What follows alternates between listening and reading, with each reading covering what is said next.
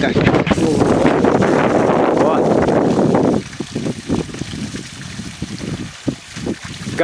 Gabdulbarı içe Tatar çeşmesinden en pahalı su. Bu sudan pahalı yok. Gabdulbarı. Dadı var mı suyun? Наши Tatı var mı? котлы Татар суа. Супер! Ага. Татарская вода лучшая в мире. Гагаузы нам ставят отлично. Все. Молодец. Молодец. А то песню слышу Татар Пинаре, а вот первый раз увидел. Вообще вот лет 30 назад здесь Да. вода шла, наверное, полную su giderdi, bu bütün denizden giderdi su. Evde 30 yıl giyer. Просто hani olduğu öyle hani nasıl orada nasıl istediler yapma, Kaçtı, bozdular, kaçtı, kaçtı, А su вы başka yer. видели, где это su? Öyle evvelden. Burada vardı животное, o domuzlara bakardılar, ineklere bakardı, o suyla burada vardı.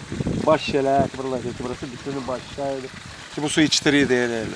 Başta anladım, ne dediniz? Başta o patlıcan, biber, soğan, o ne büyüdürdüler. Evet. Burada vardı domuzlar, burada firma vardı, inekler vardı burada. Domates. Aha. Bunların hepsi bak, bu su içtiriyor ki burada. Sudan. Aa. Şimdi yok mu? Yapmıyorlar.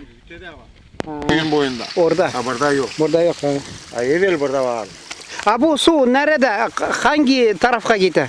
Где вообще он там заканчивается? Может он озеро образует? Нет, Yalpı var orada dere Yalpı. Dere Yalpı da. Да. O Yalpı'ya gider. Yalpı dere uzun dere o gider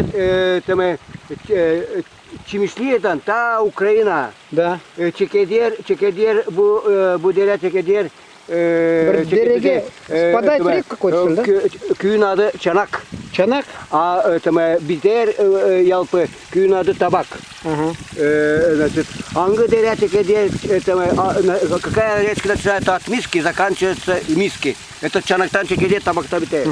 Чанак это железная миска, а табак это глиняная миска на турском языке. Чанактан чекедер, табак-то битает. Чанак железная миска, а табак это глиняная миска. И табак-то битает. Табак чекедер.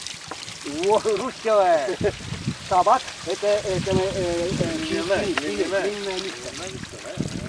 Bu tabak hani tabak это глиняная. А тарелка, тарелка. А тарелка здесь наша чини. А здесь не чини.